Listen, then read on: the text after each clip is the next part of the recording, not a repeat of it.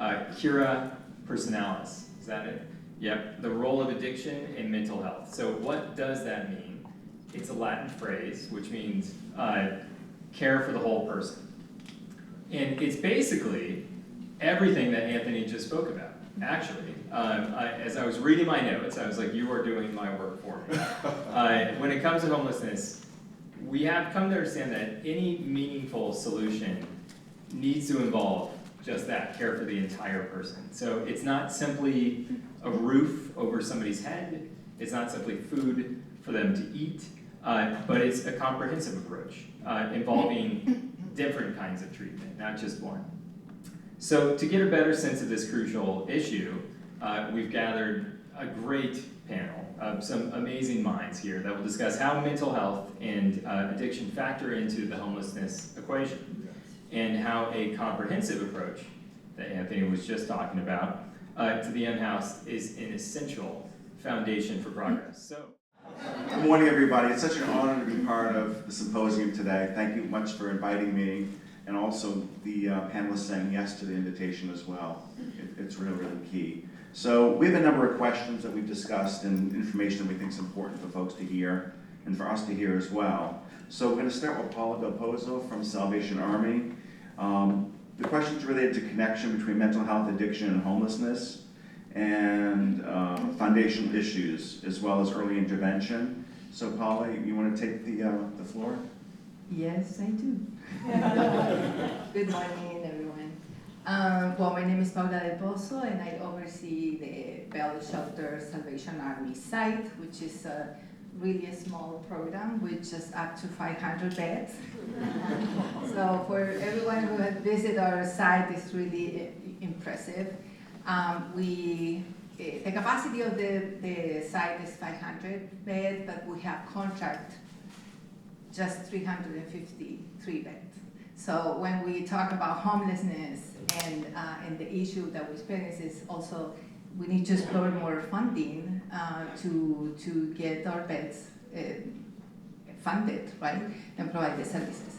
So within the program, we offer the whole spectrum of different issues that people experiencing homelessness experience. For example, we have a low barrier program, which if the person has an addiction, active addiction, they don't lose their bed space. And you can say, how that happened? Well, we have our teams well trained to provide crisis support, the escalation, and then of course when things get very complicated or it's a danger for themselves or the situation is a danger for others, we will have to reach out to law enforcement. But the programs and the case management we offer is exactly the same support that we offer to the other programs. Other programs are the main shelter that we call this a sober living environment where, and then the other program is a licensed facility for recovery, so it's a drug and alcohol use program. And across the street, we have a permanent supporting housing that we offer services for clients who has been provided with a lottery ticket, which is the voucher, and they get housed. It can be forever. And our rotation rate for that is 88%, which is great. And the last 5 years that we had that program in place.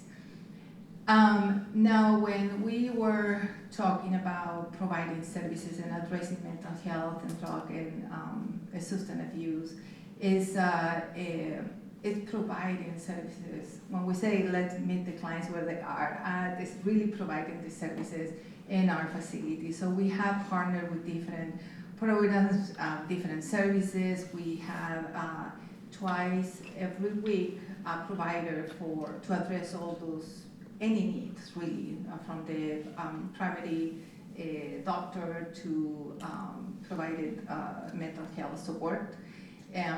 We also have clinicians on site that support our teams, not just the rehab program, but also clinicians that support the teams at low barrier. What we want to do is to it's kind of like transfer the same setting that we have in the recovery program that is being funded by the specific public health, to transfer that model to the low barrier in a way that the client doesn't have to sign up for in a recovery if they don't want to, but have like similar model. So let's talk about recovery without being tested or without being forced or that is not voluntary. So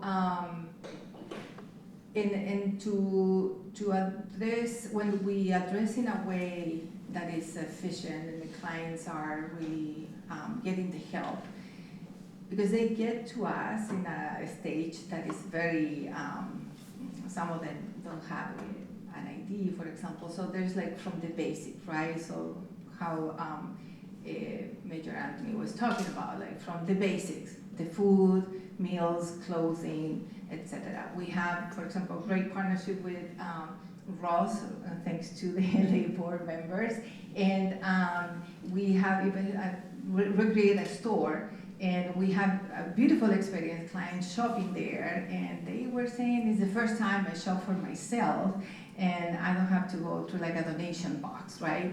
And that is amazing. Is it providing dignity and provide that sense of being normal again, right? So we address all those basic needs, but also there's a whole spectrum of mental health need and substance use, where clients also, because we have these two models, they can decide where they want to go. Some clients, they said, no, I want to be sober, I want to be in this program, but after a few months, something happened that triggered the use again. So there's an opportunity to go to next door. And on the other side, you have clients that start in the low barrier programs, and then they feel motivated when they see people living in a sober living environment, they are making it, and then they go and they can transfer to the other program. We are flexible like that. And the other thing that we have in addition to that is a farm. It's across the street, it's a Growwood, it's another nonprofit that offer all the produce goes to the shelter, to the meals, and then clients can go there and get employment through volunteer work too. So it's really an amazing community, and I think that is the key. When we build community, when clients leave, they don't thank us for the application of housing or how many times we transport them to the doctor's appointment. They really thank the community, the support. The person that when you go home today, you may have someone to say, how was your day? They have they haven't got that for so many years through the addiction in many occasions, and they have struggling with their family members, with the support system. They have no support system, and we become that support. So, and I think that is what we are building, try to build in our community. The next topics go to Ben Henwood from USC, and he's going to speak to integrated care models, policy and infrastructure, as well as collaboration across sectors. Well, thanks for that very broad topic. That's a lot to cover. I will, I just mentioned because I think Paula was talking a lot about, the role of mental illness and addiction. And I think it's important always to note in these conversations that, when you're talking about numbers, it's estimated, our best estimates are that maybe 5 or 6% of the population across the country experiences serious mental illness. Probably 10% experience serious mental illness and addiction issue, and many more suffer from addiction. And this is, it doesn't discriminate. So this is not just an issue among people experiencing homelessness. This touches everybody's lives here. You probably have a family member or friend at some point. And so when you're thinking about that in LA County, that means that, there are between 0.5 and 1 million people who are suffering with mental illness and addiction.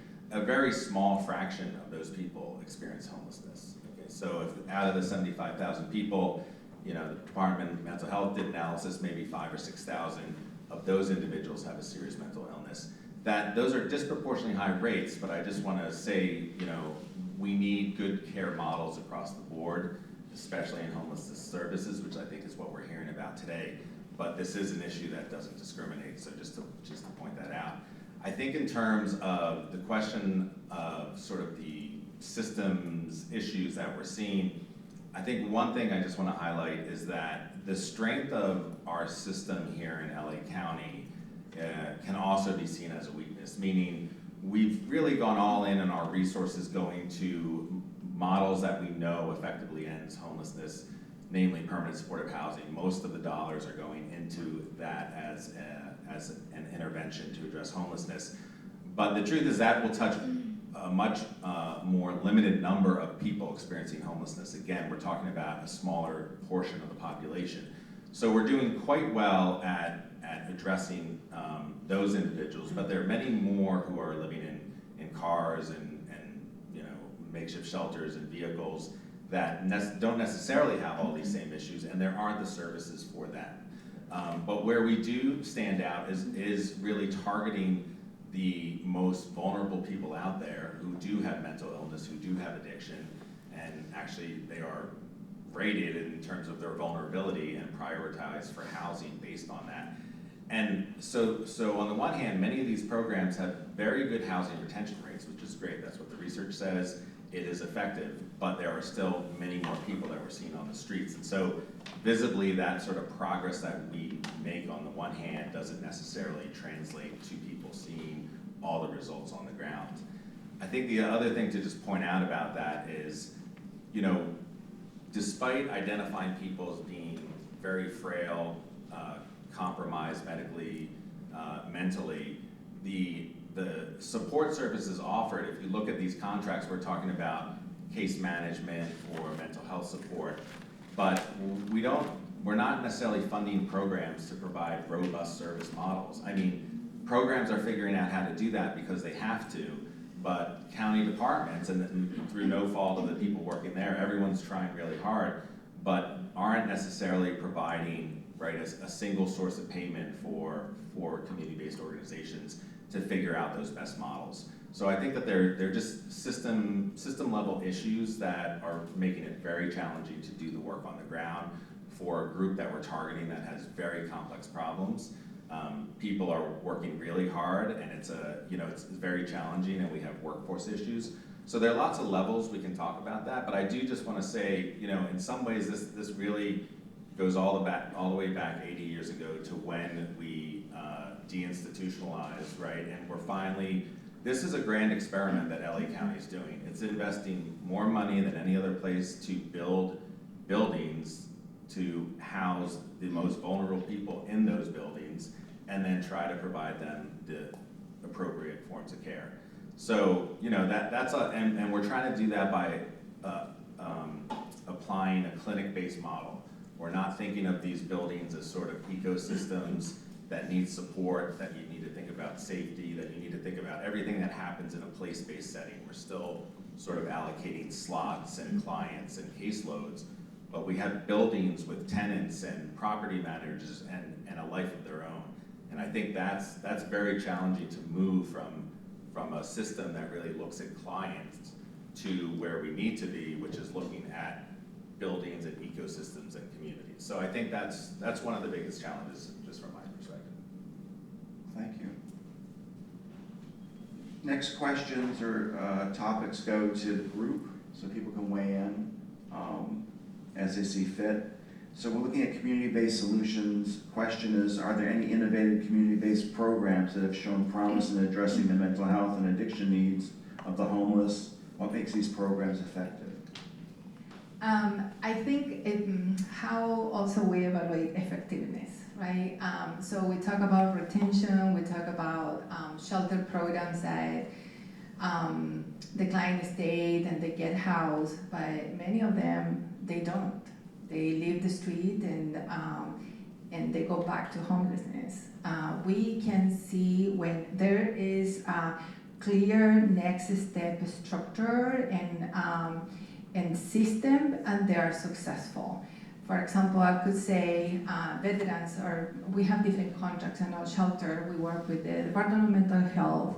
That is a really great program. They have also kind of next step in terms of housing, besides assign a provider to the person, to the client from day one. So that is great. They have a provider, mental health provider during the time, and also they have a potential next step. Also, we have veterans programs. Veteran programs are also rich on resources for the next step. So around 70% of those clients, veterans, they reach out to permanent housing. But other programs like the city programs that we have contract with different cities, there's no aftercare. So it's like what you were saying, that these based on this strong work and hard work of the workforce, case management, to ensure the clients are applying on time on the different system and programs, and then getting house, getting an income, and 60% of our clients across the board, they improve their income through general assistance, disability, or income itself by employment. So the work is there. The problem is the lack of funding after. Now, for the program that has been successful, and I have been seeing it and myself here in LA, but also in Sacramento, where I was previously working, is any model of housing that you provide housing, but also you provide the support on site. And that is, we call it permanent housing, and I think that has been like a key. You can't really house someone who is still really working really hard on their mental health or on their addiction, where they have to know where to reach out, who to reach out when they have a crisis or there's like something triggers them, that support.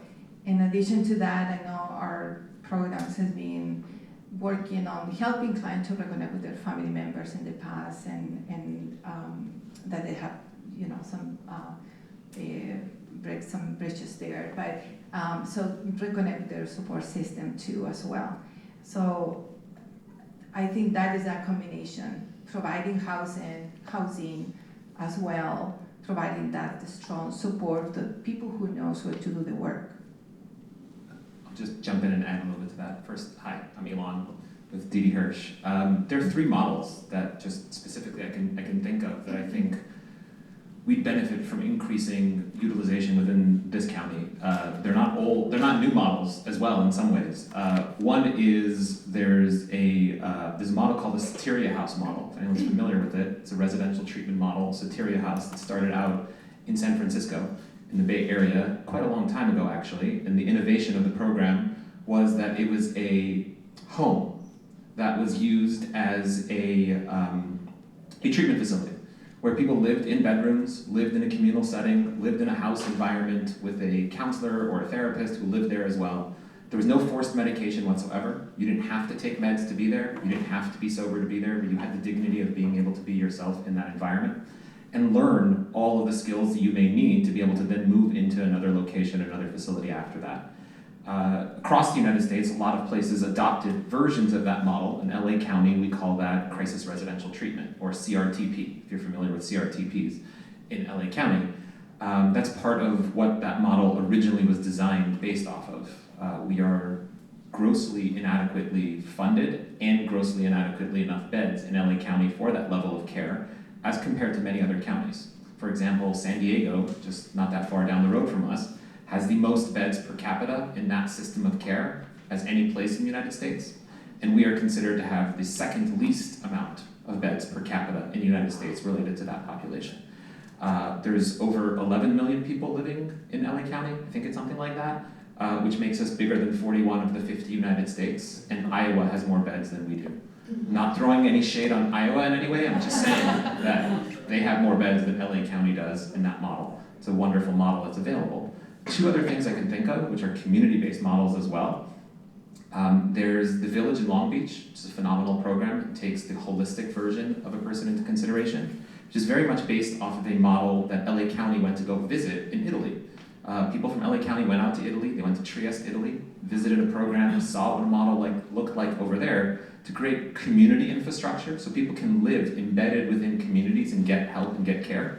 I think that's a big model that we can definitely consider placing some emphasis on. But to something that Ben said that I think is really a poignant point, it's only roughly 30% of the people who are identified as unhoused or homeless in LA County that have chronic persistent mental illness. So it's only 1/3 of that population.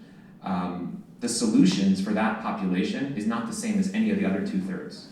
The other 2/3 are completely different people. 1/3 is people who would benefit from long-term chronic persistent mental health, behavioral health support. Another third is just people who can't make ends meet. Like, they're working 2 jobs and they're living in a space where they have to drive 2 hours to get to work and back, and they just can't make ends meet, so they're living as 11 people in a single family unit, and they're struggling, or they're living in their car to make it to work. The solutions for that group and the solutions for the bottom third group that we're speaking of, not to be top down or bottom down, are vastly different solutions. And oftentimes we hear politics or politicians or legislature talking about it as a one solution or one opportunity to treat the problem. We really have to start thinking of it as 3 different problems with 3 different solutions, rather than trying to treat the entire thing as one part. So I think step 1 is determining which solution or which problem are we actually trying to define. And then part 2 is there are models that are available that have been around for a while, since deinstitutionalization, that we need to double down our investments and efforts to provide as well. What's the other third? The 3 models. So, sorry, one is the Soteria model, which is out of San Francisco. The second is the Trieste model, which is out of Italy. And the third is the Village model out of Long Beach, which is Mark Reagan's work in recovery.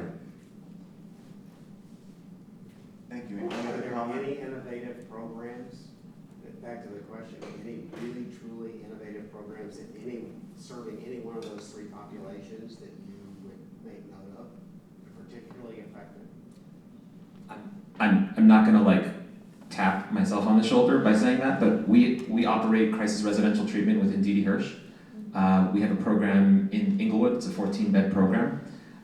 We're the only program in LA County that actually uses outcome measures and measures from the day the person arrives to the day the person leaves, the quality of the reduction of their symptoms. We've seen, if we want to get statistical in it as well, a standard deviation of two standard deviation points of reduction in treatment during the time that they're there, which means they move from being chronically persistently struggling to a place where they're functional, is what the tool says. We also use measures that are not just based off of data or science, but they're also a little bit more of an interpersonal measure. For example, we measure at the beginning of a person's treatment, how many supportive figures do they have? Meaning if they were in an emergency, how many people can they call? The vast majority of people, like Paula said, say 0. And the goal is that before they leave the program, they should have 2 people they can call. So that in its own right is a measure that I think is innovative, because if people have 2 people they can call when they're about to hit bottom, there's at least 2 steps before they hit the bottom of that safety net, and that fall can be a little bit slower. So that model exists here in LA. We operate at D.D. Hirsch. There are a few other agencies like Exodus that operate similar models as well. And I work with the Crisis Residential Association, which is a board association across the United States, trying to implement more of those models throughout the country. And it's vastly a struggling model because of the fact that it's capped in LA how many people you can actually live in that program at one period of time. You can't have more than 16 people in any of those programs, because then they determine that program to be a locked facility, which makes no sense because the door is open. But it's IMD codes within the state of California that challenge some of that. So that model does exist here. I'd be happy to have anyone come and visit or see the evidence and the information about those types of models as well, because they also allow people to treat their substance issues within the same model as well. So it's a model that provides medication-assisted treatment, provides you medication if you need it, case managers, therapists, 24 hours a day, round the clock. You live there for over almost an entire month to be able to get all of the support that you need from the day you walk in till when you leave that program as well. It's one model that I've seen, and we're actively pursuing the research to publish the research, hopefully in the next year, pertaining to the model, that we benefit tremendously from having more people connected to or having more of those availability. Interesting topic, technology and mental health and addiction. With the rise of telehealth and digital mental health technology services, do you see any opportunities for leveraging technology to support homeless individuals with mental health and addiction issues? I work in the private sector. I work for people of privilege, people who have resources. What is interesting about that is that there is a ton of overlap, as you might imagine. And that is that the system that I deal with is the family system. And systems in general have similar challenges. We have silos in the family system. We have silos in the public system in terms of being able to come together and really attack the problem as a community or as a system that is on the same page. What I will say about technology, because I am a techie, I have the first iPhone, I have the first fill in the blank. It's not always a good thing. But what I do know is the context of technology is that the limitation of it is huge when it comes to the business I'm in, and that is the business of relationships, from a connection standpoint, from a heart-to-heart standpoint, from compassion. It's hard to go through technology and convey those kinds of things and actually have somebody feel like they're being seen and heard, recognized. I'm not saying it's not part of it, but what I do really appreciate about any model who is on the front lines, who is boots on the ground, is that this is a relational issue or a relational opportunity. When I talk to parents, they come to me and they say, my son has a drug problem. I said, no, your son has a drug solution. What is the problem? And they have no concept. They can't get there. It's very difficult. It takes a little bit of investigation.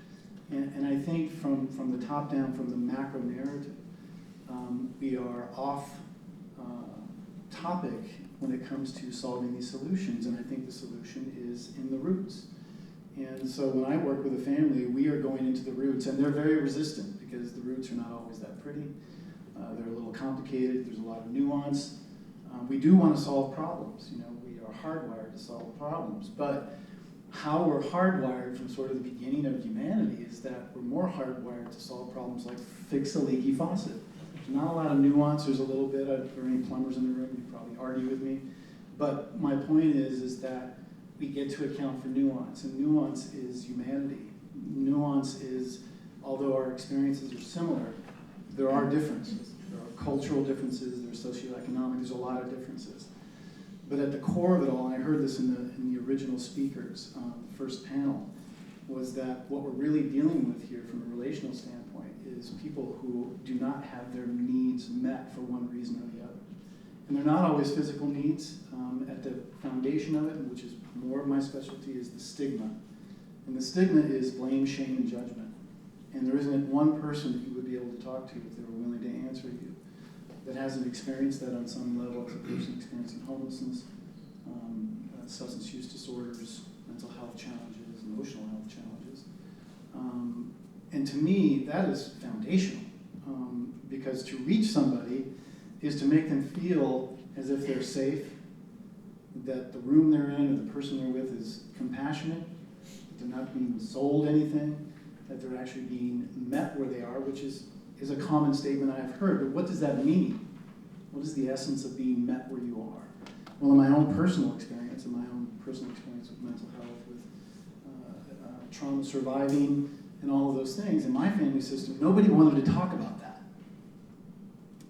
They just wanted me to stop doing what I was doing. It was very upsetting, and I understand that. I don't discount that. But when it came to solving the problem, quote unquote, me, there's more nuance to it than that. And that includes intergenerational, that includes the history of how we've addressed these issues that we're talking about here today from a public standpoint. And what my mentors and my heroes say, we need to humanify this. We need the humanification of any problem, which requires us, sometimes reluctantly, to look in the mirror and see ourselves and our own limitations, our own challenges, maybe some that we haven't even shared ourselves with anyone, because we all have challenges. And so I would just say technology, yes, absolutely, as part of the solution. Everything goes through trends, and I remember when this trend started, it was just, right, especially around COVID, and it just took off and all the money was funneling right to that part. I'd like to see it funneled into teaching people about how important relational dynamics are in any system that you're working in. And if you look at the macro narrative in our higher learning institutions, they're starting to sell soft skills. And soft skills are relational skills as leadership. And I would say that we're all leaders. I don't know exactly what all your positions are, but we're all leaders in some system of ourselves, system of our family, marriages, whatever. So I would say, again, technology, yes, but in context, I think is really important. Questions from participants? Can I just make a quick plug for, I think data quality in general is very challenging in LA County. And so, ultimately you want these decisions to be made based on the data that's available. That is challenging, and a little plug for, I don't know if anybody's read Recoding America, a book that's out right now, but talks about the challenges of implementing new technologies in government. And I think one of the important points is, we don't really design these data systems for end users, and the end users in this case, so it's very rare that a homeless client could go in and enter their own data and requests, right? That's sort of unheard of. And then if you look at frontline providers, I was talking to a program yesterday, they have to enter information to 6 different county systems anytime, they're working with clients in a day. So that's not very user-friendly, and that's not, those are their technology solutions that need to happen. It's not just about technology, but that can be an important tool that works. Thank you for those words. Yes, I was thinking about that too, about technology and how our programs and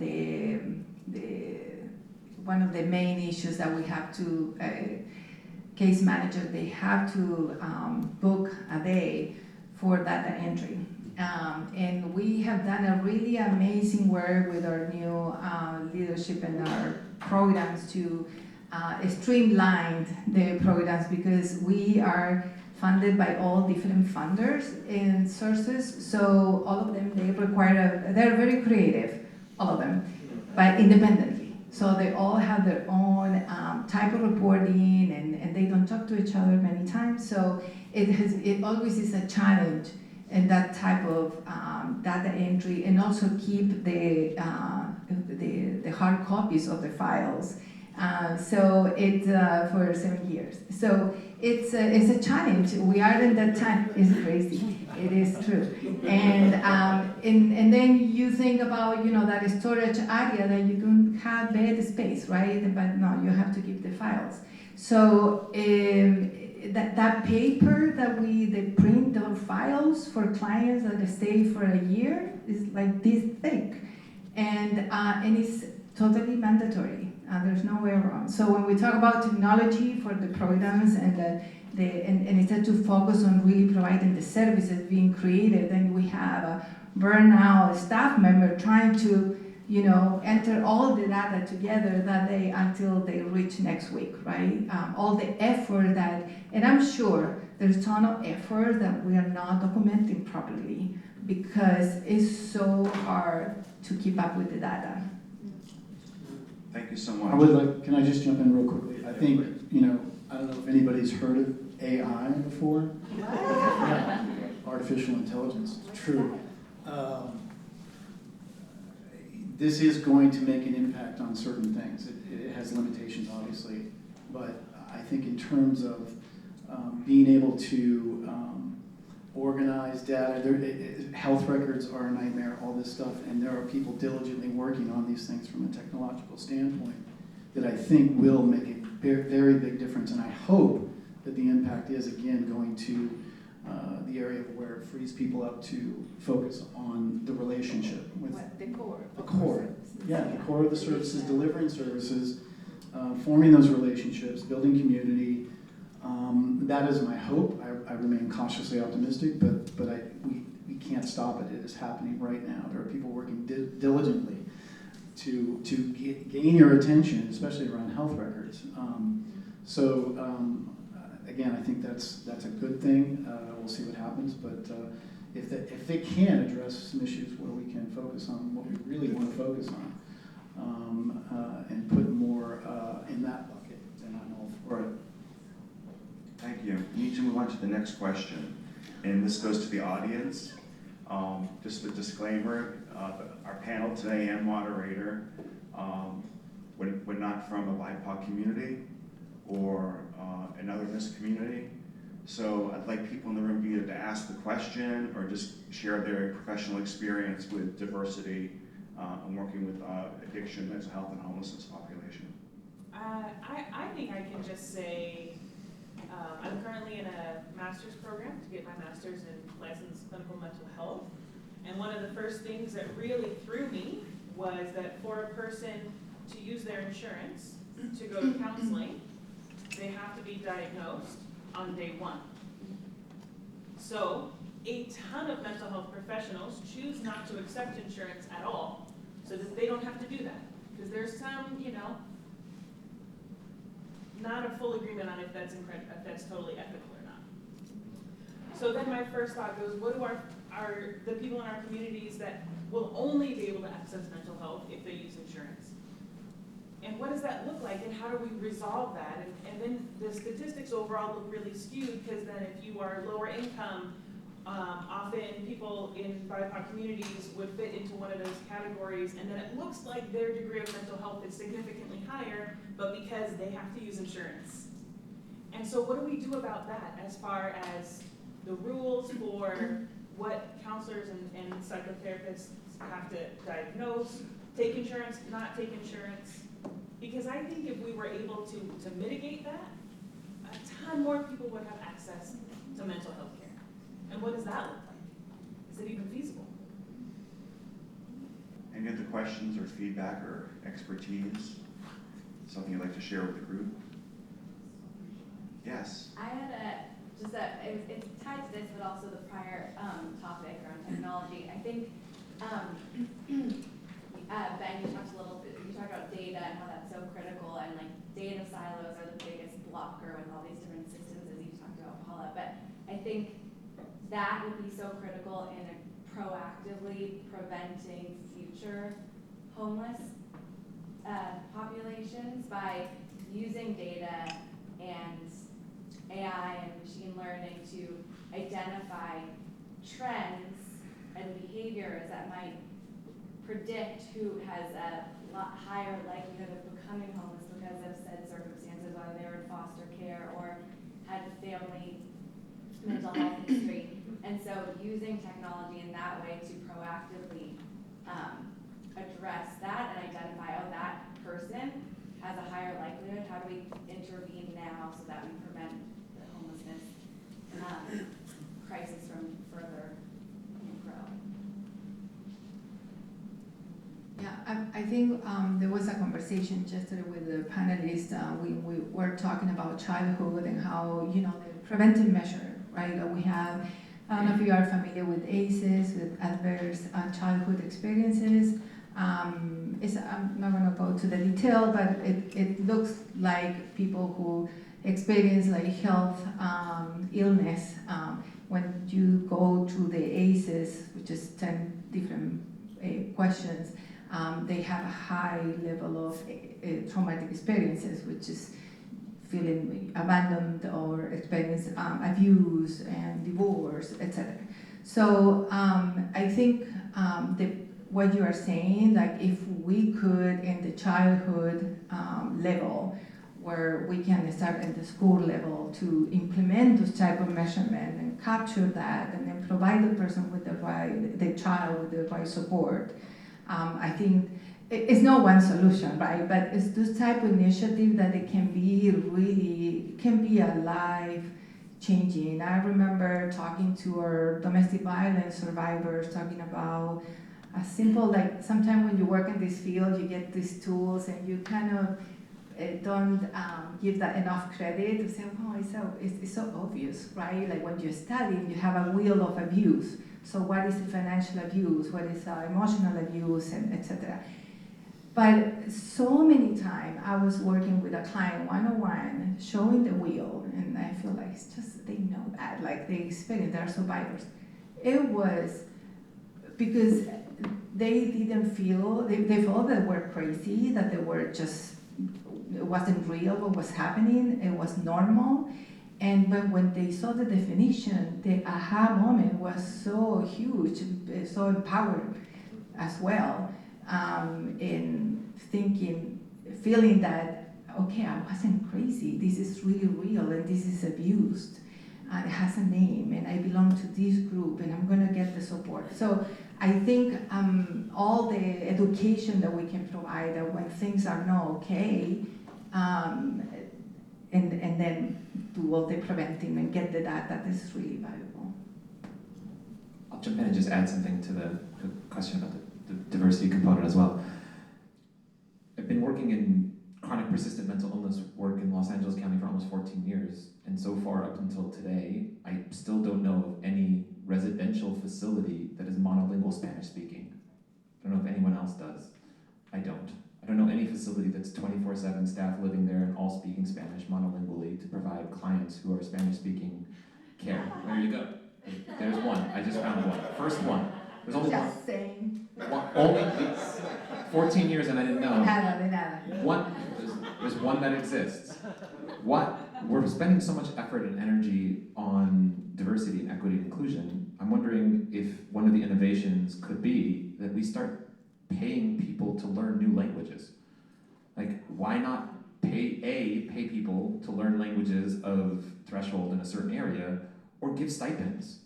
There should be extra money for somebody who's going to be working in multiple languages. Agencies on their own do that. Certain companies will pay you. You're bilingual in Spanish, you'll get a bilingual position. But why isn't that something that's funded by our funders? Why isn't that something that's provided from top down? As you want us to serve more people who speak a certain threshold language, but I just don't have enough staff members to do that. Give us the funds for that. Like, if I'm working for a county or a system, or if I'm law enforcement, and I have to speak multiple languages in the same day, and I'm doing a job with multiple people for multiple languages, am I getting paid an extra salary for those extra languages that I'm providing as well? I don't know if that exists in a lot of places. That's part of a solution that could be offered. If we want to invest in diversity, then let's make people more diverse by giving them diverse opportunities. If I get the opportunity to learn Spanish and work with somebody who I don't understand that culture, and learn that culture, it provides me as well with cultural humility. I'll have a better understanding how to work with that population. I'm grateful that I've gotten the chance to work in Farsi and in Hebrew, which were my threshold languages growing up, which is an abundance of a difference for a staff member, for a client to get services in their language, rather than getting a translator, third-party person attempt to explain to them, what trauma did you experience, and you hear that going back and forth through broken telephone. I think that's part of the diversity problem, that we're not doing that, which is such a low-hanging fruit of a solution that might be available. Thank you so much. We need to move on. I've got a big question, but I need a short answer or short answers because of the time issue. So what's the role of trauma and PTSD and its impact on people accessing services, maintaining services, and being able to move forward in their own individual recovery process? Well, my experience, both as somebody using those services, and then also in the world of trying to find people who do a good job at delivering them, is what I have learned is that when people feel safe or when they feel compassion, they'll allow themselves to be seen. So again, there's a lot of people out there offering services, EMDRs, trauma-based cognitive behavioral therapy, et cetera, et cetera. Trauma is trending, #trauma. So it's super, super important, but when you know what a traumatized person is, they're a person who is in protection mode all the time first, not connection. And that's frustrating for somebody who wants to make a connection with somebody in protection. But that is the challenge, and again, it's relational. Are we creating an environment where that person, over time, be patient, can feel like they can, drop their defenses and let themselves be seen. But that is a process, and it is a super, super important issue that we deliver trauma services, and understanding trauma in context, and also the spectrum of it. It is not as simple as just ACEs. It's not the things that happen, but it's also the things that didn't happen. And that's really important to recognize as well. Thank you. There's a small thing that each of us can do related to that, which is in the field of mental health, we oftentimes talk about the differentiation between capital T trauma and lowercase t trauma. I'm seeing some people who get what I'm saying by that. Many people have co-opted the word trauma, and that offends me as someone who works in the field of mental health. You're not traumatized because you got the wrong coffee order. You're not traumatized because Amazon came late. That is something we as individuals can actually do something about. We can be positive corrective experiences for other people by not co-opting that word trauma for small things that happen, like the gas was too expensive at the gas station, or I couldn't figure out how to open up a jar. That's kind of stuff, that's the language that if we stop co-opting those words, trauma, which is something that's real and real challenging and real big struggle that a person has gone through that led them to capital T trauma, there's going to be more of an emphasis on it's not just the world is traumatized, but there's this population of people who really experience true fear of their own life that led them to a traumatic episode. We can distinguish those two things and stop using that label on just everyday normative things. There's going to be more of an emphasis in understanding that trauma is real and we have to do something about it. It's not just something that everyone uses and phrases and says. Sorry, I just would like to... Real quick, so we need to move on. Go ahead. It's okay, go for it. No, I would like to add how important it is to have services on site. I think when we go to some mental health situation, it can be depression, PTSD, or anxious disorder, and if you live in your own home, really you have a support system, but you experience those things, it's so hard to make an appointment, to go to make an appointment, to fill it out a form. It's just really struggling, right? To kind of perform those daily life activities. In our shelter, for our clients, I mean, you escalate that to the maximum, right? So having medical staff on site is key to prescribe medicine. We have a great support with Lisa and with Medicine. It's a tool that we provide. We have It's a program in different languages because we know patients learn best when we name to get to know their medicine, the side effect, which is a very reliable tool. And we have a medication room where we store all the medications. And then we provide assistance, and when the clients don't show up, we tell the case managers reach out to the client, and we, support them on that. So I think it's crucial for some people that they need to get medication, have them there to facilitate that, make an appointment, getting the medicine, they get dropped off to our shelter as well. So that is really key because there's a lot of things that they need to do when they are at the shelter, applying for different programs, assistance, etc., going to interview, connecting with family members, etc. They have to be able to sleep well as well. In a community living situation is kind of hard, so getting the proper medicine is really crucial. Thank you. And this is a question to Alon. You've touched base on it, but I wanted to give you more time. Regarding long-term impacts and sustainability in measuring success, how should success be measured when addressing mental health and addiction as a component of homelessness intervention, and what metrics are most indicative for positive outcomes? I know time is limited, and that's a large question. As you may have noticed so far, I like to be very interactive. I'm a parent of very young children. I'm a professor at a university. As a show of hands, who here knows what 988 is? Okay. So small handful of people, but I think it's meaningful and impactful. 988 is the national, currently 3-digit number for a suicide hotline. It's what formerly took over the suicide hotline number that was a larger 800-825 talk number.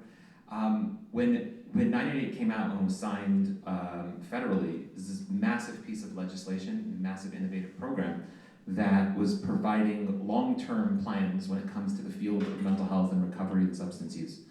Many people who are familiar with 988 are not familiar that there are actually 3 parts to it.